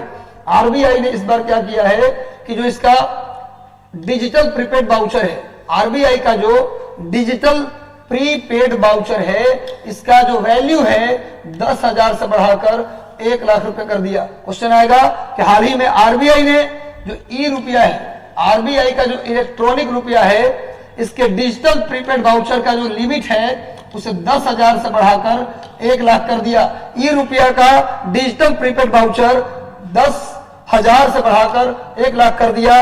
आरबीआई के गवर्नर कौन है वर्तमान में? शक्तिकांत दास। मौद्रिक नीति समिति के बैठक में यह निर्णय लिया गया। क्या लिया गया निर्णय? कि ई रुपी वाउचर की लिमिट को बढ़ाया जाए, इनका एक बार से अधिक यूज भी किया जा सकता है। अभी तक क्या होता था? ई रुपया डिजिटल प्रीपेड वाउचर का हम एक बार इस्तेमाल करते थे, लेकिन अब कह दिया गया कि इसका इस्तेमाल दोबारा भी हो सकता है, और इसके लिमिट को 10,000 से बढ़ाकर 1 लाख कर दिया। यानी आरबीआई ने ई रुपया डिजिटल प्रीपेड वाउचर की लिमिट को 10,000 से 1 लाख कर दिया। और क्या किया कि इसका यूज आप एक बार से अधिक भी कर सकते हैं। गौरतलब है कि national payment corporation of India यानी कि एनपीसीआईएल द्वारा विकसित ई रुपी वाउचर को अगस्त 2021 में लॉन्च किया गया था। यानी ई रुपया आपने सुना होगा नाम, ई रुपया का नाम सुना है? क्यों लॉन्च किया गया था पता है आपको? इसको लॉन्च किया गया था कि भाई इसे किसानों को या जरूरतमंदों को एसएमएस के रूप में दिया जाएगा, और इस रुपया को खर्च करने के लिए जो सबसे बड़ी विशेषता है, इसके लिए एंड्रॉयड फोन की जरूरत नहीं है। सिंपल फोन से भी इस वाउचर का इस्तेमाल किया जा सकता है। एक वाउचर के रूप में ये जो रुपया है, ई रुपया, स्पेशली इसका उद्देश्य है जारी करने का कि जिन व्यक्ति को जिस काम के लिए उनको पैसा मिलेगा, वही काम में वो अपने पैसे का खर्च करें। अभी तक क्या आपने सुना है कि किसान क्रेडिट कार्ड के लिए पैसा मिला किसान को, और पता चला कि अपने बेटी के विवाह में खर्च कर दिया। मिला इंदिरा आवास के लिए पैसा, खर्चा कहां कर दिया? वो अपने बेटे की पढ़ाई में। ऐसा सुना होगा आपने? बिहार में, भारत में काफी गरीबी है। इतनी गरीबी है कि लोग समझ नहीं पाता कि पहले घर बनवा लें कि बेटी का विवाह कर ले। तो भैया इसलिए सरकार ने एक नियम लगाया है कि जिस चीज के लिए वाउचर इशू होगा, ये वाउचर वहीं खर्च होगा, और कहीं खर्च किया जाए तो खर्च होगा ही नहीं। तो एसएमएस के रूप में आपको ई रुपया वाउचर मिलेगा। उसका लिमिट था 10,000, अब उसको बढ़ाकर कितना कर दिया? 1 लाख। अब पहले था कि एक वाउचर का इस्तेमाल आप एक ही बार कर सकते हैं, अब उस वाउचर का आप इस्तेमाल बार बार कर सकते हैं। आरबीआई की जो मौद्रिक समिति वो निर्णय लिया है। इस ई रुपया को डेवलप किसने किया? ई रुपया को डेवलप करने का जो काम किया है वो NPCIL, national payment corporation of India द्वारा इस ई रुपया का डेवलपमेंट किया गया है। उद्देश्य समझ गए? उद्देश्य है भाई जिस चीज के लिए पैसा मिले वो पैसा वहीं खर्च हो। क्लियर है? होना भी चाहिए, लेकिन क्या किया जाए? मैं तो समझता हूं कि सरकार को क्या करना चाहिए, सरकार को उनको एक विषय के लिए सब्सिडी नहीं देना चाहिए कि भैया लीजिए घर बनवा लीजिए। एक व्यक्ति की क्या जरूरत हो सकती है अपने जीवन को शांतिपूर्ण तरीके से, कंप्लीट तरीके से, एक स्टैंडर्ड वैल्यू के साथ लाइफ को जीने के लिए एक इंसान की जो जरूरत है, सरकार को उसके लिए पैसा देना चाहिए। न कि खेती के लिए पैसा अलग, तो गैस सिलेंडर के लिए पैसा अलग, तो खाद के लिए पैसा अलग। ऐसे में तो होगा ही दिक्कत। आपको एक व्यक्ति की कंप्लीट जरूरत के लिए पैसा इशू करना चाहिए। यह होता है डेवलपमेंट का सही तरीका, न कि एक एक चीज के लिए आप दे रहे हैं। तो आपको तो राजनीति करना है साहब, राजनीति करनी है तो कभी खाद के लिए पैसा दे देंगे, कभी गैस के लिए दे देंगे, तो कभी फलाना के लिए, कभी ढिमका के लिए, तो दे दे करके हमेशा लोगों को लुभाते रहेंगे। एक बार इशू कीजिए, एक परिवार को इतनी जरूरत है, इतना पैसा आपको मिलेगा साल में, ऐसा होना चाहिए तो बेहतर होगा। तो गरीब अपनी बेटी का विवाह करेगा तो कैसे करेगा? गरीब अगर अपनी बेटी का विवाह करेगा तो कैसे करेगा? उसको तो पैसा चाहिए। तो कहीं ना कहीं से तो लाएगा वो। आगे आइए, पश्चिम बंगाल सरकार ने प्री प्राइमरी स्कूल और प्राइमरी स्कूल के छात्रों के लिए, बंगाल सरकार यानी ममता बनर्जी दीदी की जो सरकार है उसने प्री प्राइमरी और प्राइमरी के छात्रों के लिए, यानी कि आप कह सकते हैं कि नर्सरी से लेकर 5 तक के क्लास के लिए, इतने क्लास के बच्चों के लिए एक परे शिक्षालय नाम से ओपन रूम क्लासरूम डेवलप किया है। ओपन रूम क्लासरूम विकसित किया है जो कक्षा 1 से लेकर कक्षा 5 तक के छात्रों को प्रारंभिक शिक्षा प्रदान करेगी। यह कक्षा जमीन पर संचालित की जाएगी। इस स्थिति में प्राथमिक विद्यालय के बच्चों को लाने के लिए ओपन रूम क्लासरूम सबसे अच्छा तरीका है और यह विकसित किया है वर्ल्ड बैंक और IMF की मदद से। आपसे सवाल पूछा जाएगा कि भाई ये जो परे शिक्षालय, जो ओपन क्लासरूम की शुरुआत पश्चिम बंगाल ने की है वो किसके मदद से की है, तो क्या आंसर होगा? वर्ल्ड बैंक और IMF। वर्ल्ड बैंक और IMF, आप जानते हैं कि वर्ल्ड बैंक IMF ये दोनों का हेडक्वार्टर कहाँ है? इन दोनों का हेडक्वार्टर है वाशिंगटन DC।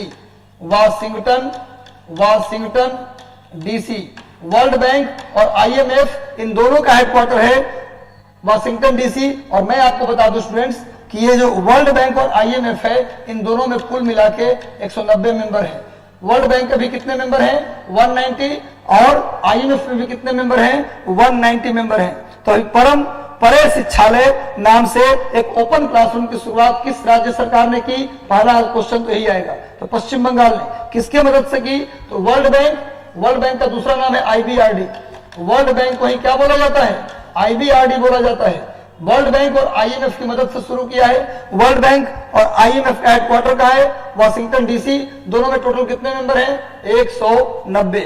अगला जो क्वेश्चन है यह राजस्थान के कोटा शहर से है। राजस्थान के कोटा में जो रिवर फ्रंट है, एक नया प्रचलन चला है रिवर फ्रंट बनाने का। आप जानते हैं कि पहली बार अखिलेश यादव ने जब मुख्यमंत्री थे उत्तर प्रदेश के तो उन्होंने बनाया था गोमती रिवर फ्रंट। तो पूरे भारत में एक्चुअली वो बनाया जाता है पर्यटन के लिहाज से, बाहरी लोग आए, घूमने आए और उससे सरकार का रेवेन्यू जनरेट होता है। तो नदी के किनारे कुछ बेहतर किया जाता है, कुछ सीनरी डेवलप किया जाता है जिसके थ्रू लोग वहां आते हैं, मिलते जुलते हैं। तो भैया राजस्थान के कोटा के चंबल रिवर फ्रंट, कोटा चंबल नदी के किनारे है, नोट कर लीजिएगा। चंबल रिवर फ्रंट पर दुनिया का सबसे बड़ा घंटी लगाया गया है, सबसे बड़ा बेल लगाया गया है। इस मामले में इस घंटी को Guinness book of world record में नाम दर्ज हुआ है। इस घंटी का जो वजन है उसके हिसाब से 25,000 किलो का यह घंटी है। 25,000 केजी का घंटी लगाया गया है। कहां लगाया गया?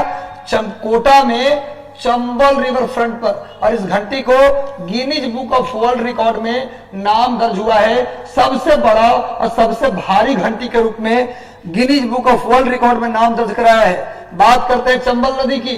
तो चंबल नदी निकलती है मध्य प्रदेश के महू जिले, मध्य प्रदेश के MP के महू जिले के जनापाओं की पहाड़ी से, जनापाओं की पहाड़ी से निकलती है। मध्य प्रदेश के महू जिले के जनापाओं की पहाड़ी से चंबल निकलती है। और प्राकृतिक रूप से घड़ियाल चंबल नदी एकमात्र ऐसी नदी है जहां प्राकृतिक रूप से क्या मिलता है? घड़ियाल। उस नदी में नहाने मत चल जाना। आप नदी में कहीं भी खड़े हो जाओ, आधे घंटे चंबल किनारे खड़े रहिए, आपको घड़ियाल दिख जाएगा।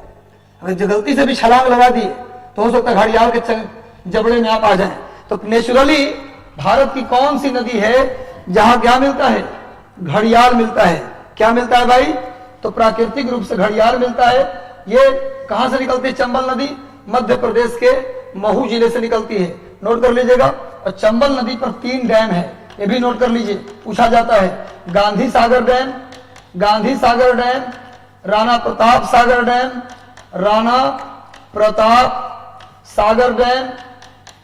डैम और तीसरा है चंबल नदी पर 3 डैम है, गांधी सागर, राणा प्रताप सागर और जवाहर सागर। जवाहर सागर। ये चंबल नदी पे 3 डैम है। चंबल नदी में प्राकृतिक रूप से एकमात्र नदी जहां घड़ियाल मिलता है, और चंबल नदी निकलती है महू जिले के जनापाओं की पहाड़ी से। और चंबल नदी मिलती कहाँ है भाई?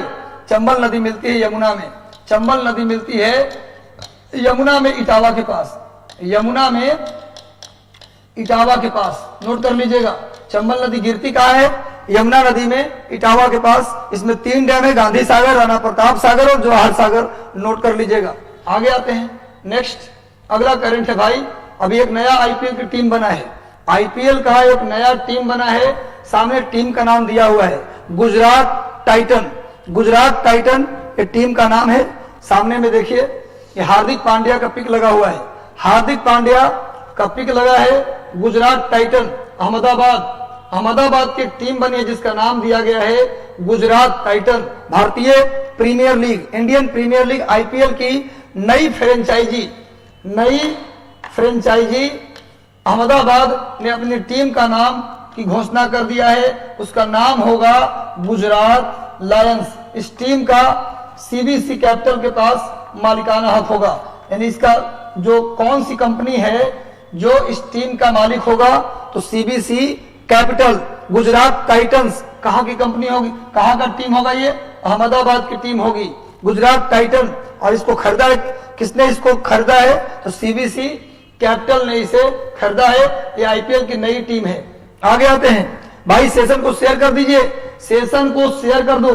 और बेहतर करंट चाहते हो, और ज्यादा हमसे मेहनत चाहते हो, तो सेशन को शेयर कर दो। और सेशन अगर अच्छा लग रहा है तो सेशन को लाइक कर दो और कमेंट करो कैसा लग रहा है तुम्हें सेशन। और चैनल पर नए हो तो सब्सक्राइब कर लो। और टेलीग्राम ग्रुप जो है मिशन 50 IAS का, उससे जुड़ना मत भूलो, क्योंकि सारा का सारा मटेरियल तुम्हें कहां मिलेगा, जिससे कि आप जेरोक्स निकलवा कर रिवीजन कर सकते हैं। ये मिलेगा आपको टेलीग्राम चैनल पर। तो चलिए 25 नंबर अगला करंट देखते हैं। केंद्र द्वारा शीर्ष स्तर पर नौकरशाही में फेरबदल के तहत वरिष्ठ नौकरशाह संजय मल्होत्रा को वित्तीय सेवा विभाग में सचिव नियुक्त किया गया है। संजय मल्होत्रा को वित्तीय सेवा विभाग, संजय मल्होत्रा को क्या बनाया गया है? वित्तीय सेवा विभाग, फाइनेंशियल सर्विस डिपार्टमेंट के सेक्रेटरी किसको बनाया गया है? तो संजय मल्होत्रा को बनाया गया है। नोट कर लीजिएगा। आगे आते हैं हम लोग। नेक्स्ट, हरियाणा सरकार ने, देखिए आजकल खूब चल रहा है मैटर, जब से भारतीय जनता पार्टी की सरकार भारत में आई है तब से खूब चल रहा है क्या? घर वापसी। घर वापसी, घर वापसी का मतलब घर से कोई बाहर नहीं है। मतलब आप अगर हिंदू से मुसलमान बन गए तो फिर से हिंदू बन सकते हैं। ये स्वामी दयानंद सरस्वती के फॉर्मूले पे चल रहा है। शुद्धिकरण आंदोलन आपको याद होगा, स्वामी दयानंद सरस्वती ने चलाया था शुद्धिकरण आंदोलन, पर उन्हें किसी को जबरदस्ती कन्वर्ट नहीं करवाया। तो भैया हरियाणा सरकार ने गैर कानूनी धर्मांतरण की रोकथाम के लिए एक बिल लाया है, एक विधेयक लाया है, prevention of unlawful conversion bill 2022। इसके मसौदे को मंजूरी दे दिया है। आपको बता दें कि पिछले कई दिनों से दूसरे धर्म के लोगों को धर्म परिवर्तन करवाकर अपने धर्म को बढ़ाने के बहुत सारे मामले सामने आए हैं। ये मामले 2014 के बाद ही सामने आ रहे हैं।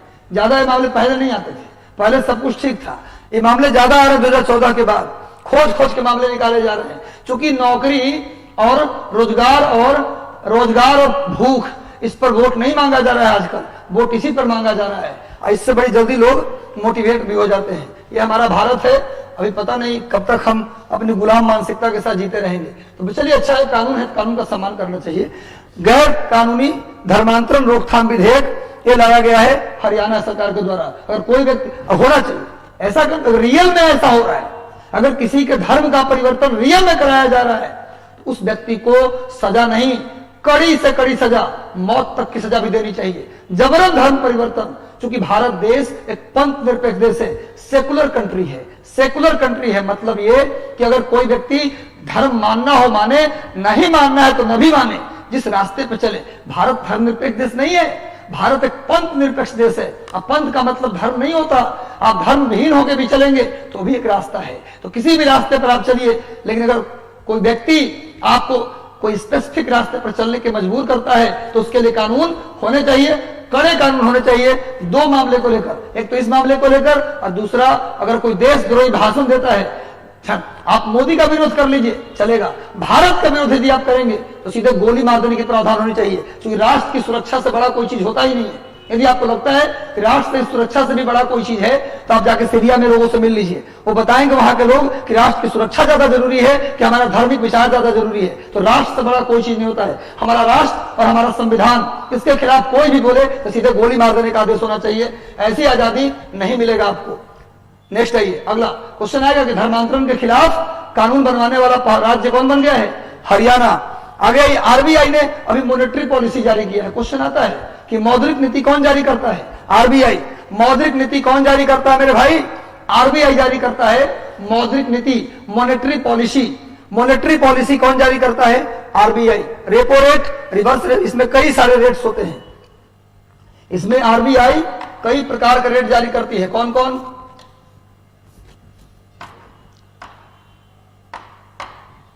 रेपो रेट,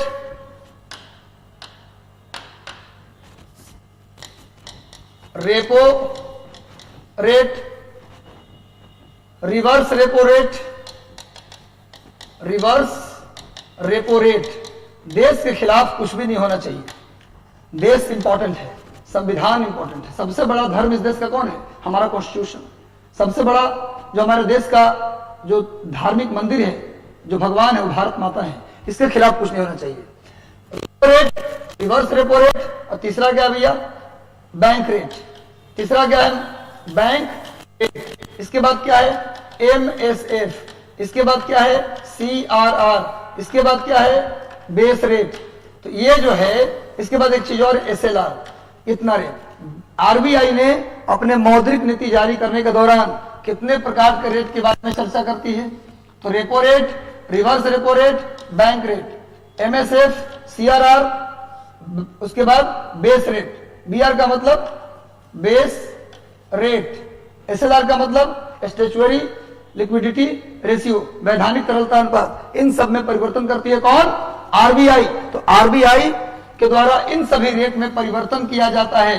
समय समय पर इनका जो रेट है उसमें फेरबदल किया जाता है। लेकिन इस बार, यानी इस बार मतलब इस साल के साल 2022 की पहली मौद्रिक नीति में आरबीआई ने मूड बनाया है कि हम किसी भी सेक्टर में कोई परिवर्तन नहीं करेंगे। आरबीआई ने रेपो रेट में कोई बदलाव नहीं किया है, इसको पहले जैसा ही कितने प्रतिशत पर रख दिया है। यानी वर्तमान में रेपो रेट कितना है भाई?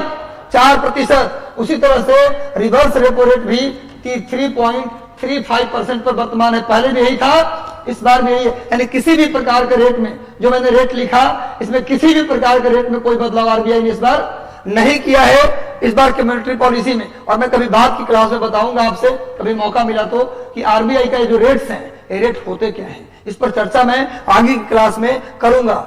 चलिए आगे आइए। हाल ही में ब्रिटेन ने चीन के उस बयान को खारिज कर दिया जिसमें फॉकलैंड द्वीप समूह पर अर्जेंटीना के दावे के समर्थन की पुष्टि की गई थी। फॉकलैंड द्वीप, जिसे मलविनास द्वीप या स्पेनिश इस्लास मालविनास भी कहा जाता है, दक्षिण अटलांटिक महासागर में यूनाइटेड किंगडम के आंतरिक स्वशासी समुद्र पारीय क्षेत्र है। जहां देख लेते हैं, बड़ी इंपॉर्टेंट है भाई, बहुत ज्यादा इंपॉर्टेंट है। ये साउथ अमेरिका है। ये क्या है? South America. और यहां पर जो मैं घेर रहा हूं, यही फॉकलैंड है। ये क्या है भाई? फॉकलैंड है। यह है अर्जेंटीना के पास। किसके पास है? अर्जेंटीना के पास। आज जरा देखो, जरा प्यार से देख लो कि ब्रिटेन कितना खराब काम करता है।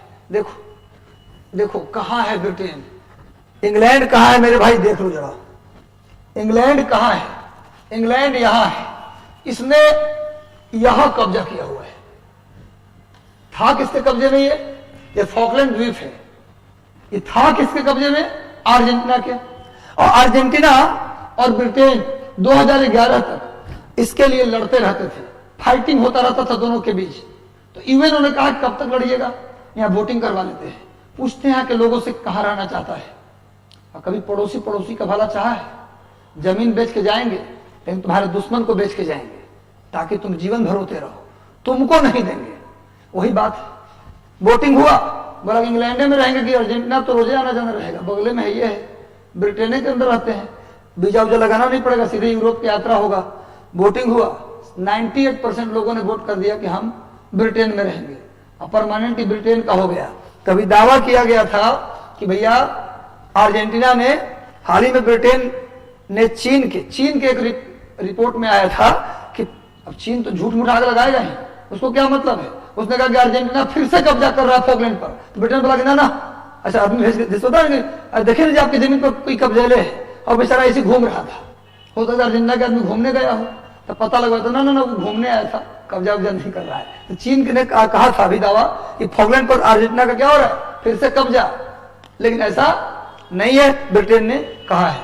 चलिए आगे बढ़ते हैं। अगला है, वाणिज्य और उद्योग मंत्रालय ने कहा है कि Jammu Kashmir single line single window,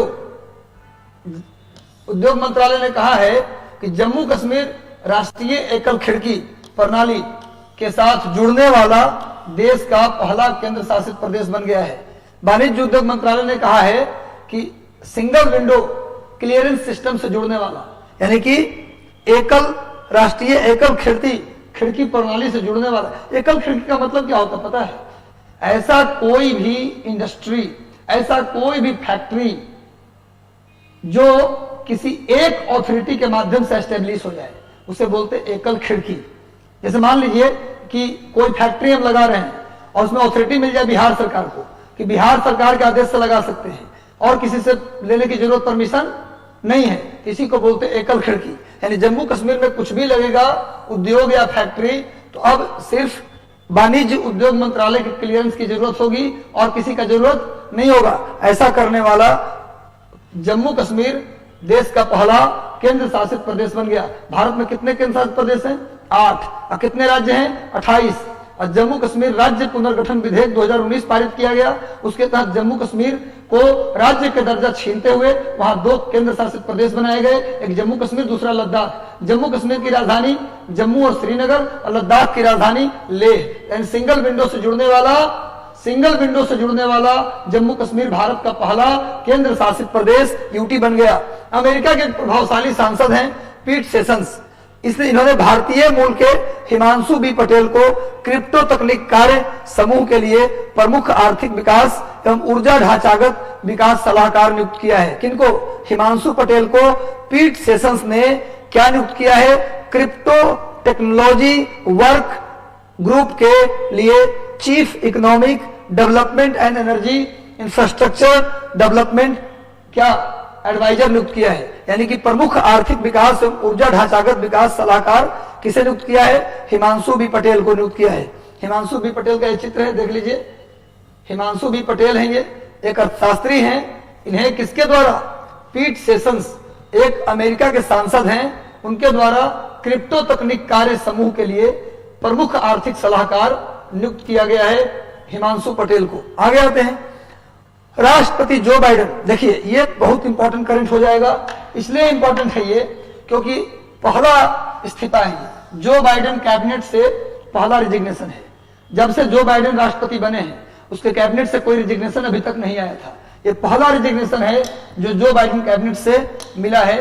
देख लीजिए आप, राष्ट्रपति जो बाइडेन के प्रमुख वैज्ञानिक सलाहकार, जो बाइडेन के प्रमुख वैज्ञानिक सलाहकार, chief scientific adviser Eric Lander, इनका नाम है एरिक लैंडर, इन्होंने अपने पद से इस्तीफा दे दिया है। लैंडर का इस्तीफा बाइडेन प्रशासन में कैबिनेट स्तर पर यह पहला इस्तीफा है।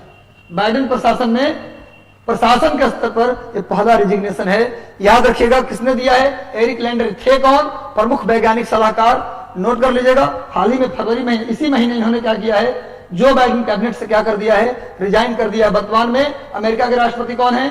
Joe Biden. और अमेरिका के उपराष्ट्रपति कौन है? कमला हैरिस। अमेरिका के उपराष्ट्रपति कौन है? कमला हैरिस। देखिए ये मध्य प्रदेश का एक जिला है, मध्य प्रदेश का एक जिला है। कौन? इसका नाम होशंगाबाद। मध्य प्रदेश का जिला कौन है? होशंगाबाद। होशंगाबाद का नाम बदल के कर दिया गया था बहुत पहले नर्मदापुरम। अभी होशंगाबाद के पास एक और जगह है जिसका नाम है, होशंगाबाद जिले की एक जगह बाबाई नाम है इसका, बाबाई नाम है। होशंगाबाद में एक जगह है बाबाई, इसका नाम महान कवि माखन लाल चतुर्वेदी के नाम पर इसका नाम माखन नगर कर दिया है। बाबाई का नाम बदल कर क्या कर दिया? माखन नगर। इससे पहले इसका नाम था, होशंगाबाद का नाम क्या किया गया? नर्मदापुरम। लेकिन अभी बाबाई जो उसके बगल में है, होशंगाबाद जिले में ही बाबाई है, उसका नाम माखन नगर। माखन लाल चतुर्वेदी का नाम सुना है? सुने? मुझे तो लेना बनमाली, उस पथ पर तुम देना फेंक, मातृभूमि पर शीश चढ़ाने, जिस पथ जावे वीरने। सुना होगा? फूल पुष्प की अभिलाषा, ये कविता सुना है आप लोगों ने? अरे पुष्प की अभिलाषा पढ़े हो?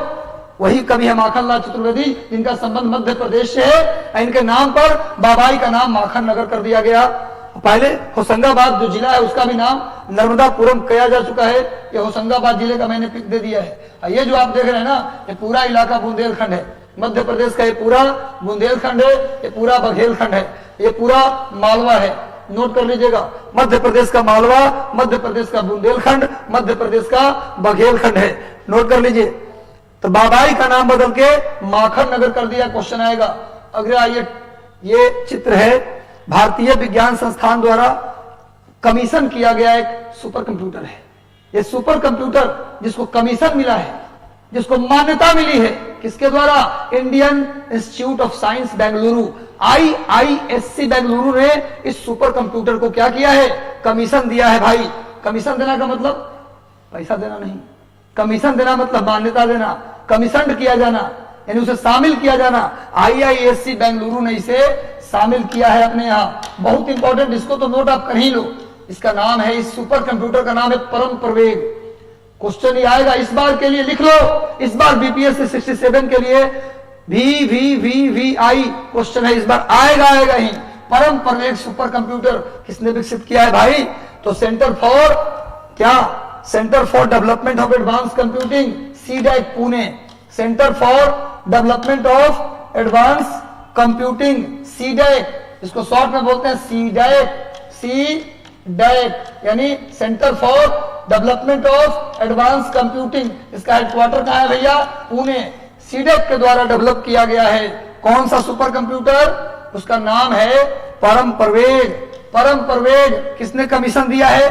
किसने इसको कमीशन किया है? तो IISc Bengaluru, IISc Indian institute of science Bengaluru ने परम प्रवेग को अपने यहां शामिल किया है। इस परम प्रवेग सुपर कंप्यूटर का जो स्पीड है वो कितना है भाई?